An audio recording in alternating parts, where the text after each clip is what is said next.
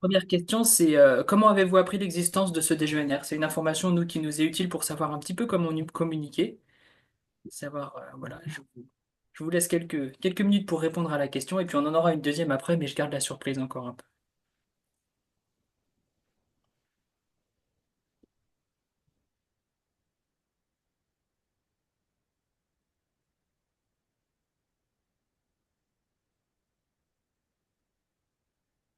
Merci pour vos réponses. Et bah, visiblement, la deuxième question, vous l'avez aussi déjà. C'est une invitation pour notre prochain DGNR qui aura lieu le 10. Il y a une faute de frappe, ce sera le 10 février et non pas le 10 janvier-février, euh, sur les outils d'investissement dans les énergies renouvelables pour les collectivités.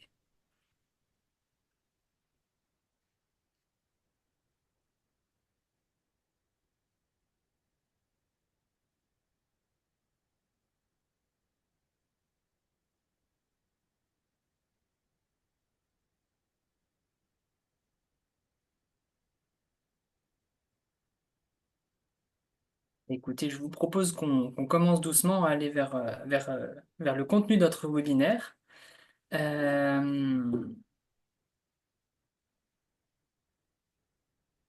Euh, quelques mots pour introduire ce propos. On va vous demander, si vous le voulez bien, de vous renommer avec vos noms et prénoms et le nom de votre structure. Vous pouvez faire ça en cliquant sur les participants en bas de votre fenêtre Zoom. Ça nous permettra un petit peu de savoir qui c'est. Puis notamment, si vous posez des questions, on pourra vous appeler par votre prénom. C'est toujours plus sympathique. Sachez que ce DGNR est enregistré, donc c'est déjà le cas. Ça nous permettra de publier la rediffusion sur YouTube et vous aurez aussi accès à la présentation via la page qui s'appelle Grand Est 100% énergie renouvelable. On pourra bien sûr vous donner tous les liens si vous en avez besoin. On vous demande de couper vos micros par défaut, sauf évidemment quand vous avez une question à poser. Mais pour tout ce qui va être de la modération des questions, merci de privilégier principalement le chat. Ça nous permettra à nous de vous faire intervenir quand c'est le bon moment et puis de donner un petit peu de structure à ce qu'on se dira. Il y aura un temps pour les questions-réponses à la fin du questionnaire. Mais par contre, on accueille vos questions par écrit pendant tout le long du webinaire, hein, n'hésitez pas. On est toujours ravis quand il y a des questions, ça donne du contenu.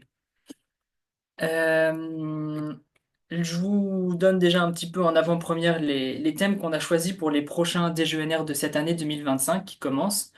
Ce planning pourra peut-être être amené à changer. En tout cas, il n'est pas complètement définitif, mais voilà, ça vous donnera un petit peu une idée de ce de quoi on pourra parler cette année. Et puis, il y a quand même la plupart des dates qui sont déjà fixées, avec voilà, le prochain DGNR, celui du 10 février, comme je le disais, outil de financement pour les collectivités. Vous êtes bien sûr tous invités à cet événement.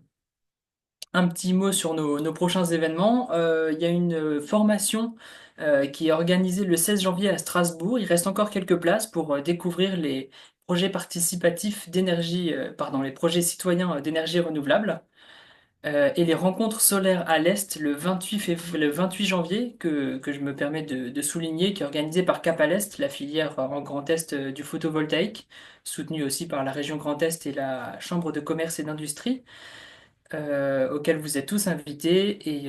Et puis pour ceux qui font partie d'un collectif citoyen, vous avez rendez-vous le 13 février pour qu'on puisse faire une visio et tous se donner les actualités de nos collectifs citoyens.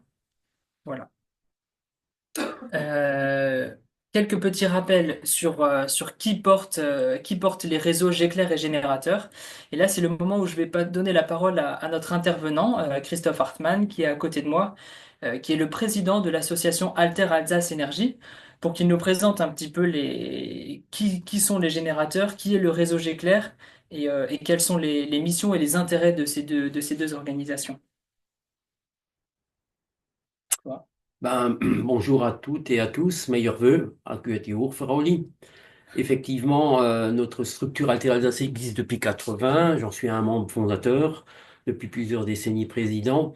Et on est à l'heure actuelle, on couvre l'ensemble du territoire alsacien. Le scénario qu'on a émis il y a presque 45 ans, c'est toujours d'actualité, c'est 100% énergie renouvelable. Les technologies et même l'approche a un petit peu évolué, mais c'est toujours encore un objectif et qu'on peut tout à fait réaliser, en tout cas dans notre région. On apportera certainement un peu de bois, voire un peu d'électricité, mais encore que.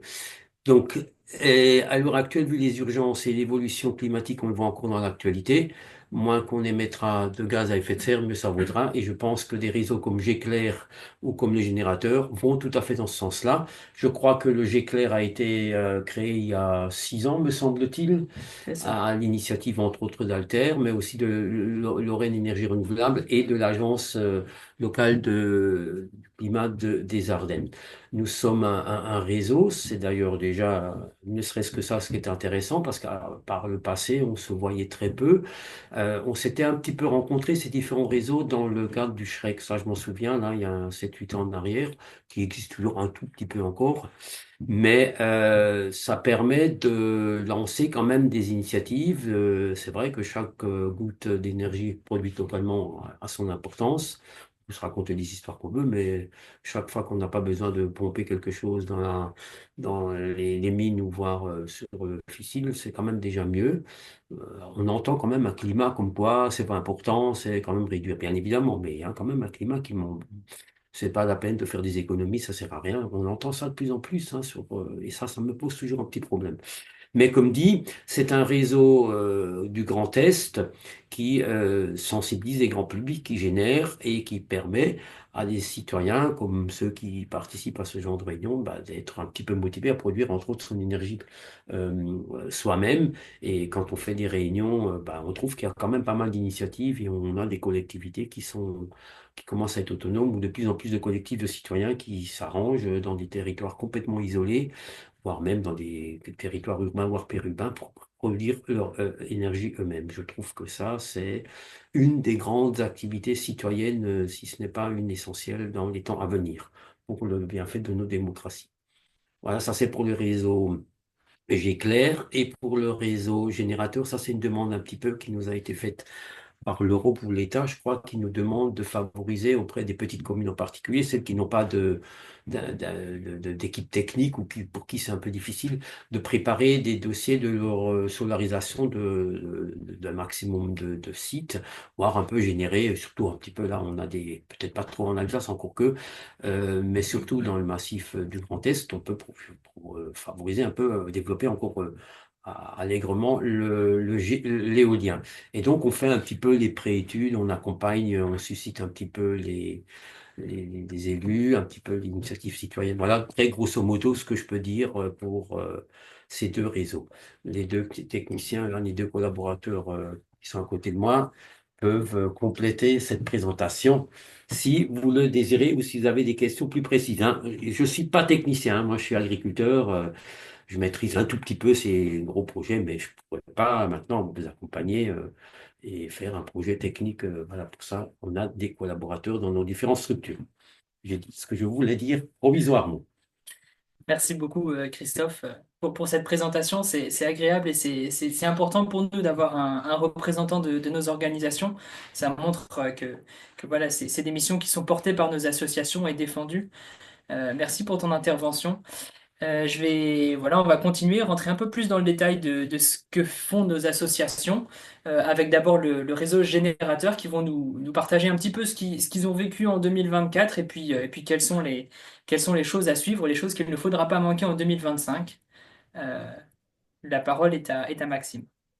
Bonjour à tous. Avant tout, je me présente. Je suis Maxime Petitcola. Je suis chargé de la mission Les Générateurs sur le territoire de la Lorraine. Je travaille à l'association LER. Il faut savoir que dans le Grand Est, la mission elle est divisée sur les trois ex-régions, comme le réseau Géclair. Pour vous reparler un petit peu de la mission, je vais déjà vous la présenter. Le réseau Les Générateurs a vraiment pour objectif d'accélérer le développement des ENR uniquement sur les énergies solaires et éoliennes. C'est une mission qui s'adresse au bloc communal en particulier, en particulier celles qui ne disposent pas d'ingénierie. L'objectif, c'est quand même d'apporter de l'information, de sensibiliser et de former nos élus, de les accompagner et de les conseiller dans les phases émergentes de leur projet. Voilà, avec un objectif général qui est d'offrir un accompagnement concret aux collectivités sur les projets d'ENR. Donc pour revenir un petit peu en arrière sur l'année 2024, ça a été une année assez importante pour le réseau dans le Grand Est. Donc en tout, on a eu 124 collectivités territoriales accompagnées et principalement sur l'énergie solaire. Donc avec l'innovation qui est maintenant l'autoconsommation collective, on a eu beaucoup de sollicitations. Donc, on vous a remis les chiffres dans la diapo. Donc, c'est 55 collectivités sollicitées pour de l'autoconsommation collective, mais toujours un intérêt important pour l'autoconsommation individuelle, aussi les ombrières qui avec les obligations, se développent de plus en plus, et des sujets qui sont très nouveaux et qui ont de nombreux enjeux qui questionnent les élus, qui sont le PV flottant et l'agri-photovoltaïsme, surtout sur les enjeux environnementaux, où on est beaucoup sollicité, ça pose des questions chez nos élus. Et donc là, on arrive vraiment en soutien pour essayer de répondre à leurs questions et apporter des conseils sur comment gérer les relations avec les développeurs sur le territoire, comment dialoguer, mais aussi comment dialoguer avec leurs habitants sur ces sujets qui peuvent aussi inquiéter les citoyens. Donc, on a aussi accompagné un certain nombre de projets éoliens. Donc, c'est 7 projets éoliens sur le Grand Est, uniquement sur le territoire lorrain et Champagne-Ardenne, car l'Alsace n'a pas ou très peu de projets éoliens. Donc, on peut passer à la diapo suivante. Et donc, oui, donc une année 2024 qui a été, comme je le disais, marquée par l'agrivoltaïsme. Donc, on a eu 2 journées très importantes qui ont été des temps forts pour la mission, avec, dans un premier temps, au début de l'été, donc ça a été 2 visites de site, 2 journées régionales des ENR avec 2 visites de site. Au début de l'été, sur une exploitation en maraîchage, donc avec le projet pilote de Brumat. Donc c'est une exploitation qui fait des framboises et avec des serres photovoltaïques. Donc ce projet pilote a forcément beaucoup intéressé. Il y avait une trentaine de participants de divers horizons, élus, agriculteurs et représentants associatifs. Et l'intérêt de ce projet pilote était bien sûr le suivi agronomique qui était donc novateur euh, et qui a donc énormément intéressé. Et on a trouvé ça intéressant de faire un parallèle aussi avec un autre type d'agrivoltaïsme qui est du coup pour le coup un élevage. Donc ça a été une deuxième journée de visite de site qui là s'est passée à Nancy. Donc en Lorraine, qui a aussi beaucoup intéressé, vu que c'est un sujet qui est vraiment d'actualité. Donc 60 participants qui ont pris part à cette journée. Et l'objectif était de faire une comparaison, un parallèle entre 2 types d'exploitation, 2 types d'exploitation photovoltaïque, et qui a donc permis aux participants de se rendre compte des différents enjeux qui étaient environnementaux, mais aussi de production parce que ce qu'on a pu voir, c'est que sur les serres, il y avait un impact, par exemple, sur la température en dessous des cultures, et dans l'agrivoltaïsme en élevage, qui avait un impact sur les terres. Bon, on peut passer à la diapo suivante, Benoît. On n'a pas fait que des journées et des visites, hein. On accompagne de nombreux projets et on a voulu vous en partager quelques-uns qui ont été marquants soit par l'accompagnement ou soit par les puissances installées. Le premier projet qu'on voulait vous partager, c'était celui de l'Hérouville dans la Meuse. Donc c'est un projet qui a été assez important en termes de puissance pour du photovoltaïque en bâti, donc avec 165 kW crête et la valorisation d'un patrimoine communal très important et très adapté avec un très bon potentiel. Euh, donc c'est un projet qu'on a voulu faire remarquer sur le territoire lorrain parce qu'il rentre dans le cadre du programme de la NCT Village d'avenir. Donc c'est une commune qui est très dynamique, très volontaire et qui, on l'espère, va pouvoir concrétiser ses volontés. Le second projet en termes de puissance qui a été important pour nous, ça a été celui de Châtenois dans le Bas-Rhin qui souhaite remettre en valeur l'ancien centre d'enfouissement qui est donc de déchets avec un projet de parc photovoltaïque de 6,5 hectares pour une puissance de 3500 mégawatts. Et donc, c'est un très gros parc sur le territoire qui pourrait couvrir jusqu'à un tiers de la population locale. Donc ça, c'est deux gros projets qui ont animé notre année en 2024. Benoît, pour la diapo suivante, s'il te plaît. Et donc, on n'a pas que des puissances importantes, on a aussi des petites puissances, mais qui ont donc une collaboration plus forte avec les générateurs. Donc là, j'aimerais vous partager trois projets assez rapidement. Donc le premier, c'est celui de Bayon, dans la Meurthe-et-Moselle, où on a eu une forte collaboration territoriale avec l'ingénierie territoriale, donc avec le CEP du PETR, où là, on a eu vraiment plusieurs actes de sensibilisation, plusieurs actions, une certaine mobilisation de la population et des élus. C'est quelque chose qu'on a voulu remarquer cette année. Et avec des objectifs pour 2025 qui seraient de faire aussi entrer peut-être des privés et de nouveaux producteurs et consommateurs dans l'opération d'ACC qui est le projet de la commune. Le deuxième projet qu'on voulait vous partager en termes de collaboration, c'est celui de Trutesheim, Bellenheim et Fissenheim, donc en Alsace, où là, on a une commune qui a eu un projet en autoconsommation patrimoniale. Donc ça a été un très beau projet avec plus de 150 panneaux installés et un projet qui a permis aussi des retours sur investissement quasiment immédiats et la rénovation de l'église qui était un gros sujet pour la commune. Et donc pour le troisième projet qu'on voulait vous partager, qui est celui de Bogny-sur-Meuse, qui avait une volonté de déployer du photovoltaïque et qui a mis lui aussi en œuvre un beau projet d'ACC patrimonial avec une ouverture cette fois-ci au privé et à la communauté de communes.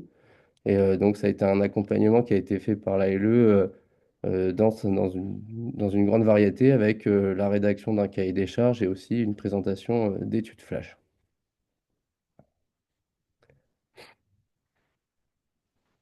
Benoît.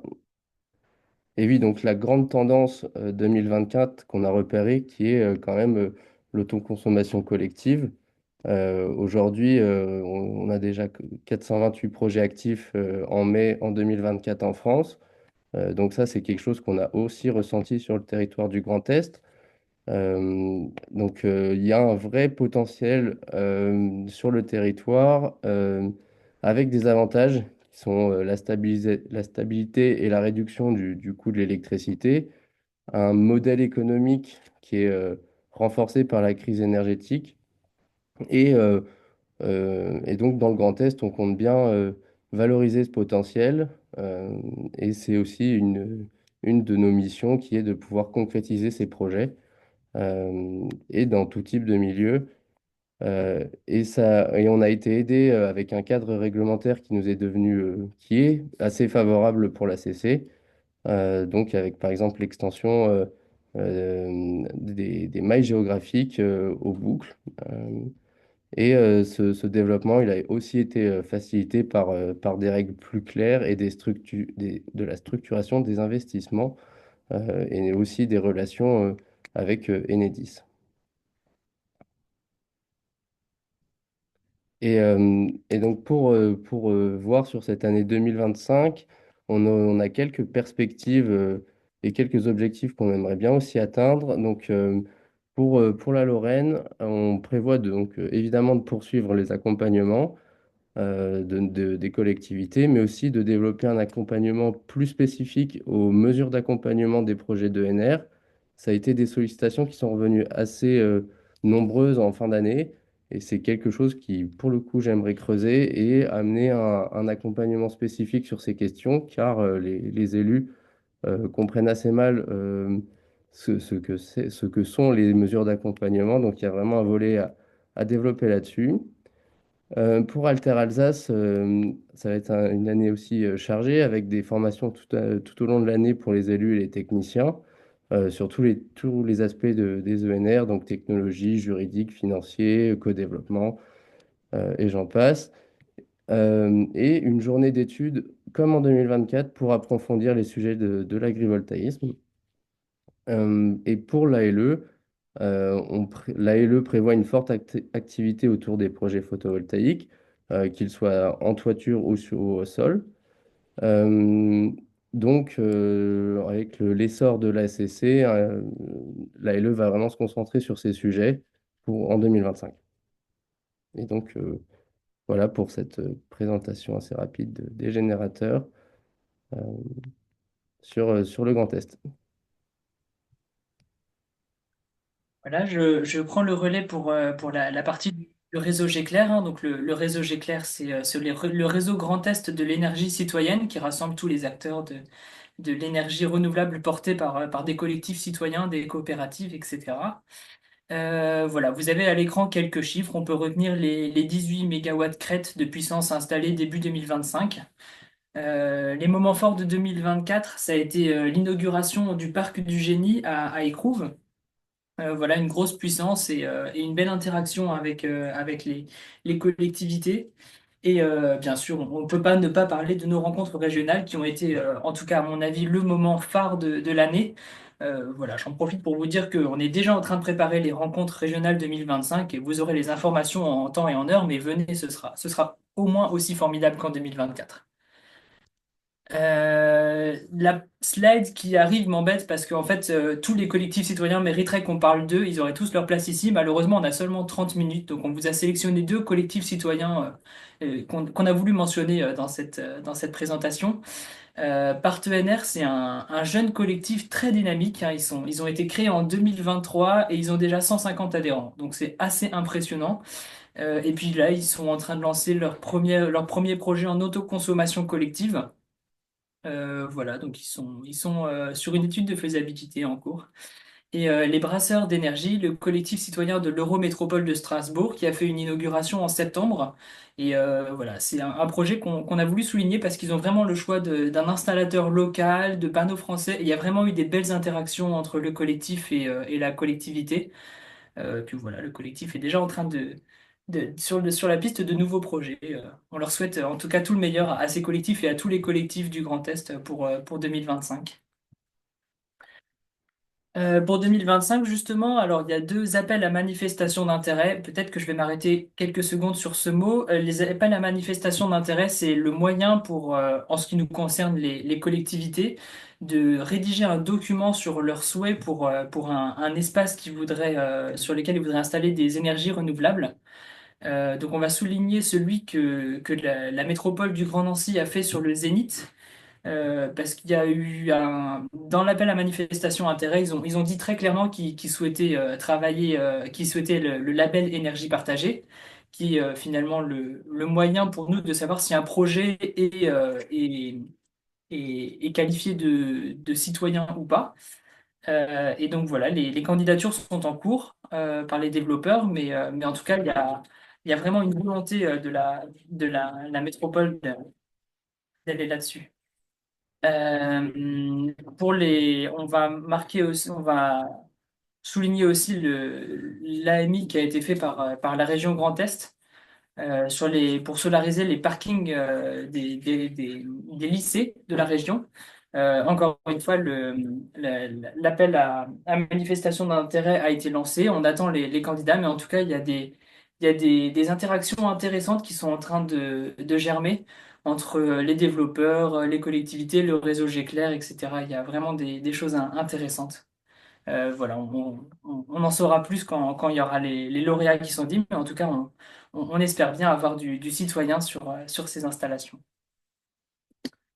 On voulait faire un petit focus aussi sur la SEM Grand Est Énergie, qui est en train qui a été créée en 2023, me semble-t-il, qui est vraiment dans une dynamique intéressante en ce moment. Voilà, donc il y a quelques informations à l'écran, mais on voulait souligner notamment qu'il y a Énergie Partagée, qui est l'association nationale de l'énergie citoyenne, qui est dans l'actionnariat de la SEM, et qu'ils sont en train vraiment de, de travailler sur des projets intéressants là, en ce moment. Voilà, la suite est à venir et on est très curieux de voir ce que ça va donner. On on a fini avec la présentation. Maintenant, c'est le moment, si vous le souhaitez, pour des questions, à moins que Christophe ait envie de reprendre la parole sur un sujet ou l'autre. En tout cas, n'hésitez pas à rédiger dans le chat les questions qui vous habitent. Manon se fera un plaisir de les modérer. Je crois qu'on va laisser la parole aux personnes qui ont à causer des questions. Voilà. À poser des questions, pardon. Voilà. Maintenant, 18 mégacrêtes de puissance installée, c'est quand même pas rien. Hein. C'est quand même pas rien sur une région qui doit être un cinquième de la France. Je ne sais pas vu le nez. Hein. Ça montre quand même qu'on est un petit peu, pas forcément en avance, mais qu'on répond bien à ces préoccupations.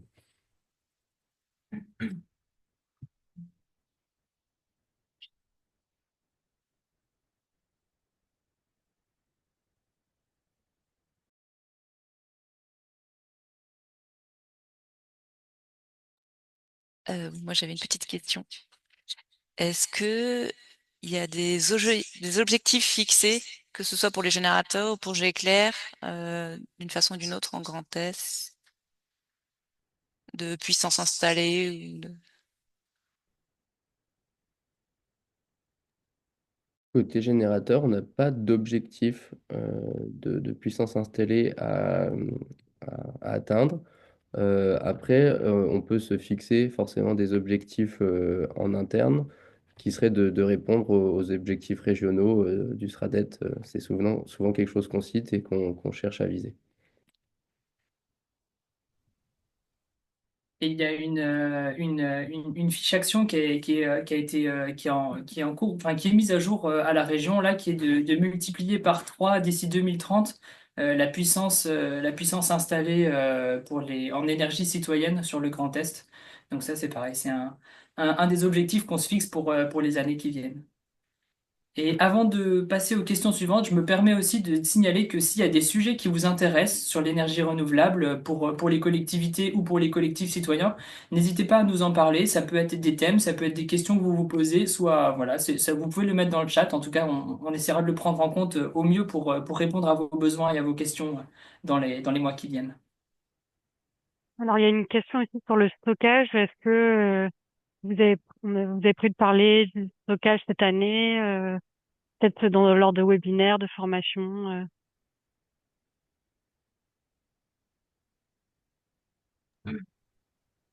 Je ne sais plus par cœur, je vais me permettre peut-être de vous donner un petit peu le mal de mer pour retourner voir le programme, mais il me semble que c'est au thème d'un de nos déjeuner de cette année.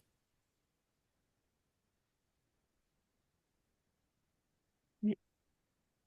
Du coup, on vous transmettra le programme des GNR.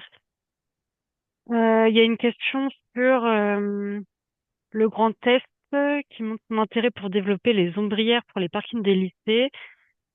Est-ce que la CEA a fait de même pour les parkings des collèges d'Alsace? Sinon, quels seraient les interlocuteurs à motiver? je me permets de répondre. La CEA, c'est la Collectivité européenne d'Alsace, pour nos voisins lorrains et champardonnais. Les collèges ont déjà bénéficié d'un programme de solarisation des toitures. Et les lots ont été quasiment... En fait, la CEA a fait en interne, c'est-à-dire qu'ils portent même le développement de toute la solarisation des toitures des collèges. Et ils sont en train d'avancer sur la solarisation, donc il y a déjà beaucoup, beaucoup de collèges qui en bénéficient. Voilà pour où ils en sont au niveau des collèges. Merci. Pour les autres départements, peut-être vous savez, Lorraine Énergie Renouvelable ou l'Agence locale d'énergie des Ardennes. Bah, il a mis en cours pour les ombrières des parkings des lycées, mais sinon,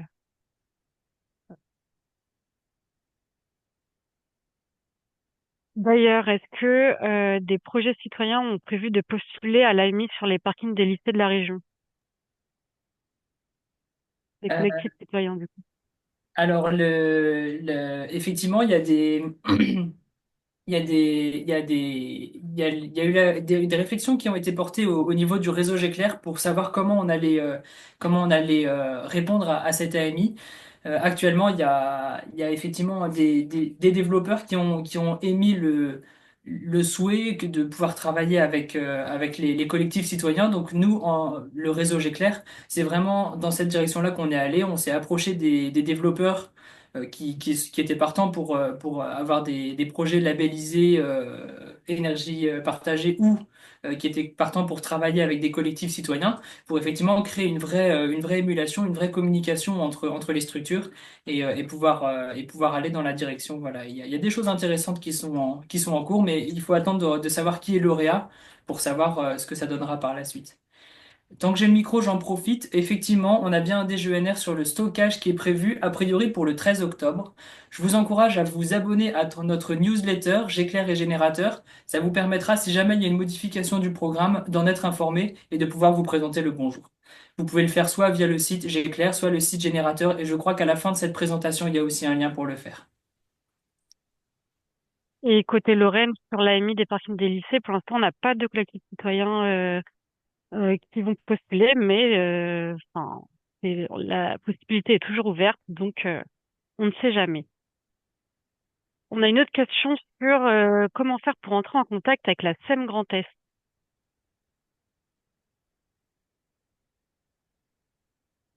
Bah là, on pourra, je sais pas si Benoît tu veux répondre, mais sinon on pourra juste vous envoyer le contact de la nouvelle chargée de mission ou de la directrice. Oui, bien sûr. Côté générateur, on est en contact avec la SAM Grand Est parce qu'on partage certains projets. Il ne faut pas hésiter à nous envoyer un mail en fonction de votre territoire et on peut vous retransmettre les coordonnées. Moi, j'ai reçu aussi pour préparer le diaporama de ce webinaire une présentation assez standard faite par la SEM Grand Est. Donc, si vous le souhaitez, je pourrais aussi en mettre le lien la rediffusion de cette vidéo sur YouTube. Vous pourrez le retrouver par là. Mais en tout cas, nous, effectivement, on a les adresses mail des personnes qui s'occupent de cette SEM.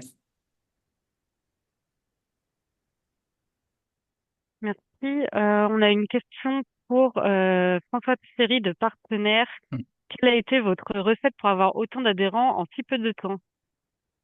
Ah, oui, bonjour à tous. La recette était simplement d'activer plusieurs réseaux et de ne pas s'inscrire forcément, puisqu'on travaille sur l'ensemble de la surface de la Comcom, mais on ne s'est pas inscrit dans une action Comcom, mais une action citoyenne avec le soutien des mairies, de la Comcom, de diverses associations. Et on est parti assez rapidement sur de la formation pour intéresser les gens. Avec des éléments un peu probants, c'est-à-dire dire combien produit un mètre carré d'énergie solaire, enfin voilà, pour un peu choquer et intéresser. Donc c'est parti assez rapidement comme ça. Mais je crois qu'on est à plus de 150 adhérents d'ailleurs. Et voilà, et on est un peu là dans l'attente de l'étude qui va se mettre en place et pour attendre, on a donc développé un projet de kit solaire au sol, en se posant la question est-ce que c'était pas contradictoire à ce qu'on voulait faire, mais on a jugé que non. Donc on a eu l'opportunité d'acheter des panneaux déclassés chez Voltec. Voilà, donc là on vient de vendre, enfin de mettre à disposition 85 kits à nos adhérents qu'on a distribués samedi passé là. Et puis bon, bah, on est en train de créer une liste d'attente parce qu'il y a de la demande et voilà. Et c'est des kits en même temps on a créé le support, enfin bon, voilà, donc qui sont bien adaptés ici. Donc voilà, plus on met de l'action un peu permanente et on a un bon groupe de suivi d'une bonne vingtaine de personnes. On se réunit ce soir d'ailleurs, avec au moins une réunion par mois. Donc voilà, ça avance bien. Et donc, tant que j'ai la parole, c'est moi qui pose la question par rapport au stockage. On est inquiété par rapport aux tarifs qui vont se pratiquer. Nous, on vise l'autoconsommation collective. Donc là, voilà, là, on voit qu'il y a aujourd'hui des prix négatifs en été, enfin, quand il y a trop de production solaire et tout. Et je pense que ça va s'aggraver dans le futur. Et c'est quand même à ce moment-là où on vend le plus d'électricité aussi. Et, et donc, ça pose une vraie question. Et je pense que globalement, si on ne se pose pas la question en tant qu'énergie renouvelable du stockage, alors pas par batterie, hein, nous on réfléchit à autre chose, énergie cinétique, énergie de chauffage dans le sable, enfin il y a quelques pistes qui se développent là au niveau européen notamment. Donc moi je pense que assez urgent de rentrer dans ce débat-là, de ne pas être juste des producteurs, sinon on ne sera que des producteurs avec un prix qu'on voudra bien nous donner, on ne sera pas maître de ça, et le stockage nous permet d'avoir cette maîtrise-là, quoi. Donc c'est pour ça que je suis bien intéressé à travailler, enfin à avancer, même d'ici là pour le webinaire. Et si nous, on a avancé de notre côté, et si d'autres veulent travailler avec nous sur ce sujet-là, on est preneurs. Bah, Je merci François, c'est bien noté. C'est bien noté, effectivement. Il y a le réseau Smart Grid Grand Est qui travaille sur les sujets. Voilà, il y a peut-être des échanges à imaginer avec eux. Et voilà, si je peux donner une suggestion aussi, dans les boucles d'autoconsommation collective, en général, on essaie de varier un petit peu le profil des consommateurs, de ne pas avoir que des particuliers ou pas avoir que des... Oui, oui. Mais ça permet aussi d'équilibrer un petit peu la demande en énergie au sein de la boucle. Du coup, il y Mais a pas, une pas au niveau dernière... du prix, on va peut-être Pardon. pas faire le débat, mais pas forcément au niveau du prix, quoi. On est bien d'accord, hein, on a un EHPAD, voire deux EHPAD qui nous suivent, on a des pompes de relevage, puisque maintenant on met des stations d'épuration en altitude, donc faut monter la flotte, donc voilà. D'ailleurs, une idée qui se fait jour, est-ce qu'on peut pas utiliser la flotte qui redescend en tant que stockage comment on appelle les steps, quoi. Enfin, voilà, quoi. Bon, enfin, bref, ça, c'est des détails. Mais voilà, mais par rapport au prix, par contre, on sera soumis aux tarifs. Voilà, même si on arrive à placer toute notre électricité, il n'y a rien à faire. Si le prix descend à 5 centimes en été parce que c'est collé avec les heures creuses à ce moment-là, eh ben, notre modèle économique en souffre un peu, hein. Mm. C'est de la faute, hein. C'est créé Est-ce des- que tu as d'autres questions qui sont arrivées, Manon? Oui, bah, il y a une dernière question du représentant de Tirba Énergie, donc, qui exploite plus de 40 mégawatts crête dans le Grand Est. Et ils viennent de mettre en service une ombrière en autoconsommation sur l'hôpital d'Haguenau.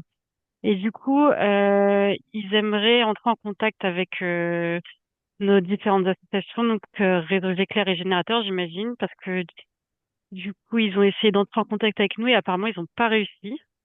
Donc, la Je, question, c'est comment entrer en contact avec nous. je me permets de répondre rapidement, puisqu'on a déjà échangé avec Triva il y a quelques années. On avait eu une visio et on avait bien vu quels étaient les partenaires possibles. Du coup, très très volontiers pour échanger à nouveau. Et alors tous nos contacts, Benoît l'a dit, sont sur notre site internet. Et de toute façon, euh, vous pouvez même il y a l'adresse réseau@gclair.fr qui renvoie vers tout le monde de Triba. Super, merci pour l'adresse mail, c'est bien noté. Et on vous envoie un petit message, comme ça vous avez nos coordonnées. Merci bien. Alors, je crois qu'on a fait le tour des questions. Est-ce que quelqu'un a encore une dernière question qu'il voudrait partager ou est-ce qu'on clôt ce déjeuner? Bah, si je peux me Vas-y, permettre François. Vas-y. et pas monopoliser la parole, mais on a un autre sujet, c'est sur notre propre financement de notre propre animation. Mm. Merci Oui. au Géclair, à Manon qui nous accompagne bien, mais sur l'accompagnement général et y compris sur des manifestations localement et tout ça bien. Mais nous, on a besoin comment dire, d'un accompagnement, d'une animation, mais de gestion, quoi, plus vraiment interne. Et là, on a donc postulé au fonds Climaction pour ça. Donc, pour 6 mois, voilà, on en bénéficie. Mais bon, pour après, je sais qu'il passe des fois des appels à projets de l'ADEME ou des choses comme ça. Et pour le coup, voilà, on est aussi preneur de toute info, de la façon dont chacun a fait. Voilà, je sais que pour les plus vieux collectifs qui ont déjà évidemment de la vente d'énergie. Et voilà, ils ont donc des fonds propres qui permettent souvent d'assumer ça, mais ce qui n'est pas tout à fait notre cas. Et voilà, donc on est preneur de euh, toute aide, voire même, n'hésitez pas si vous voulez, mais tout au moins tout conseil et information sur le sujet. On essaye aussi de relayer les appels à projets des fondations ou des Voilà. banques ou des choses comme Mm. ça. N'hésitez pas à nous les partager. On essaie de les repartager à tout le monde volontiers. Mm. Vous avez tout à fait raison. Et juste pour les membres du réseau Géclair, on a une adresse, une framaliste. Donc n'hésitez pas aussi à partager vos bonnes idées quand vous en avez. Ça permet à tout le monde d'en bénéficier, comme vous le dites, François. Merci beaucoup.